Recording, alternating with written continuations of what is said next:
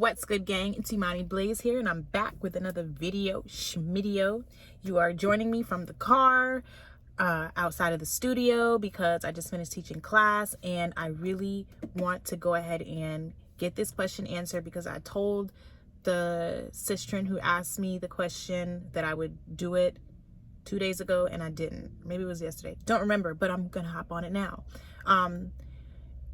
First things first, if you don't know how I get down here, I speak openly, honestly about all things mental health, healing, holistic living, just real talk, all that good stuff. If that's something that sounds like it's up your alley, go ahead and subscribe to this thing, share this thing. Like, I'm trying to grow this thing. I say this in the beginning of most of my videos because, like, I just know that I'm supposed to be seen by more people. So help me, okay? Help you, girl.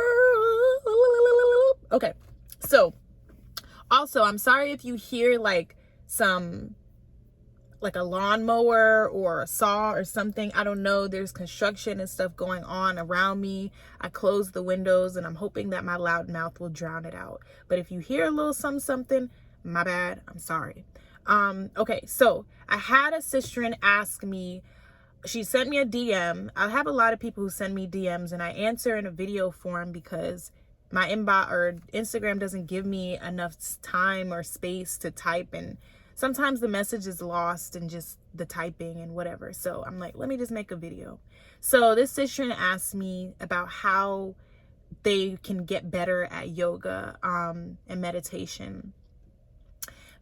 And I think they asked me something else, but I'm just going to go ahead and speak, and hopefully I answer the question and answer any other questions that might go on in the brain of somebody who wants to step into the yoga. The main thing that I want to stress is the practice of yoga is not about being able to do a headstand. The practice of yoga is not about being able to do crow pose. The practice of yoga is not about the poses and the physicality of what you see or think of when you think of yoga. Mainstream studios, the mainstream industry, the yoga industry has become highly saturated by commercialism, and the practice has honestly it's become misconstrued. And a lot of people, they look at the practice of yoga, and when they think yoga, they think of somebody who's so super flexible and is super enlightened, and they don't think that they are worthy of the practice of yoga. Yoga is a way of life. It's not a thing that you do. I'm going to say that again. Yoga is a way of life. It's not a thing that you do. So, like, I'm going to say the first thing that you should do is get this book. It's called Yamas and Niyamas. I have it in my Amazon store. I don't even know if my Amazon store is actually active though, because I'm supposed to get a certain amount of hits in 90 days. And I don't know if anybody has actually gotten anything off of my Amazon storefront because I don't promote it enough. But either way, I'll drop a link below. Yamas and Niyamas. This book basically gives you like the pillars of yoga, and also understand that like there are different types of yoga. If you're a Black woman coming into the yoga space, please understand and root yourself in the knowing that yoga originated in Egypt, Africa, and then it expanded throughout everywhere else. Please root yourself in that knowing, because these white folks, I'm gonna be real with you, these white folks have taken the practice of yoga, saturated the practice of yoga, and they've made others feel like you're supposed to look, sound, and be a certain way to deliver the practice of yoga, to teach the practice of yoga, and to be in the practice of yoga. And that's not true, because the shit comes from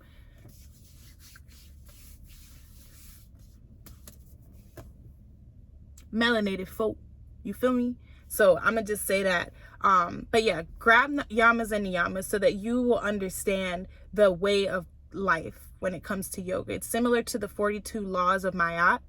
And when you understand the pillars of yoga and you understand the lifestyle of yoga, you're going to understand why the poses and the physicality of yoga aren't, like, you don't need to be intimidated by that. And you're going to feel better when you go into a class of folks who can do a headstand and you can't do a headstand, because you don't compare yourself to anybody. So I just want you to know that.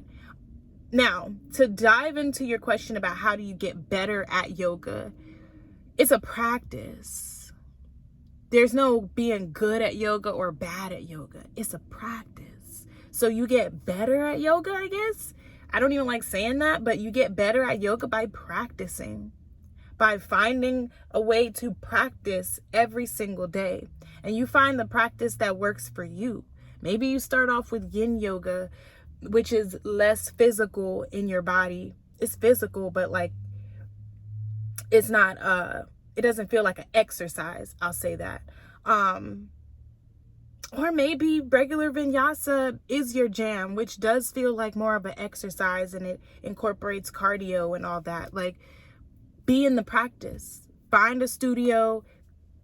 Come to classes consistently. If you're not at a studio, find an online platform or something and tap into those classes consistently.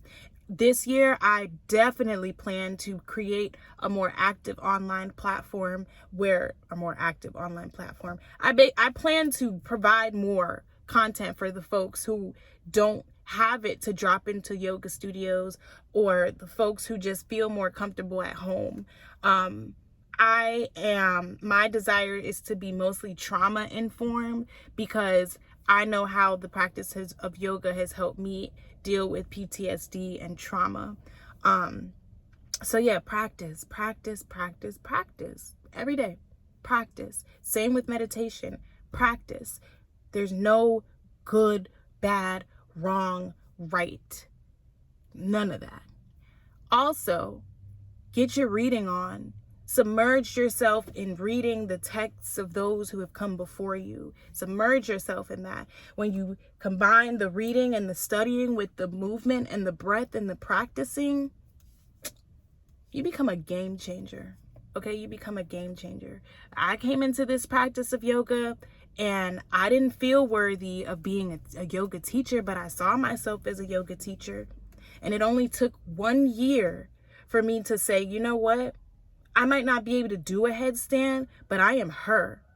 And I am worthy of delivering this practice of yoga. I am worthy of being in this space. And I have I won't say I've mastered, but I have a strong hold on the spiritual part of yoga. I am worthy of this.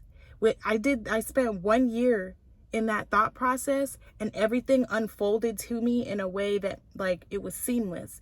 I did yoga teacher training and became a yoga teacher within a month after yoga teacher training. And full transparency, I don't have a headstand. Full transparency, I cannot do a lot of what you see on social media. But I'm a great yoga teacher. Yoga is not all physicality and poses. It's a lot of spirituality. It's tapping into the essence of your being and who you are, tapping into the divine, the creator, to God. You can become great at that. And when you're great at that, you're a great yogi. Okay? So I'm going to leave it at that. I feel like there's more for me to dive into, but it's hot in here. It's hot. And I didn't really plan this out, but I was just like, let me just answer this question the best way that I know how, off the fly, because I'm really trying to do a better job of being more consistent, doing what I say when I say I'm going to do it. So I hope I answered your question. If I didn't, tell me and I'll try again. I love you. I mean it. I love you, Sistren, who asked the question. I love you who is watching this video. And like I said, if you didn't already comment or subscribe to this, please do so. I need this algorithm to latch on to me. Okay? I love you. Mean it. Bye.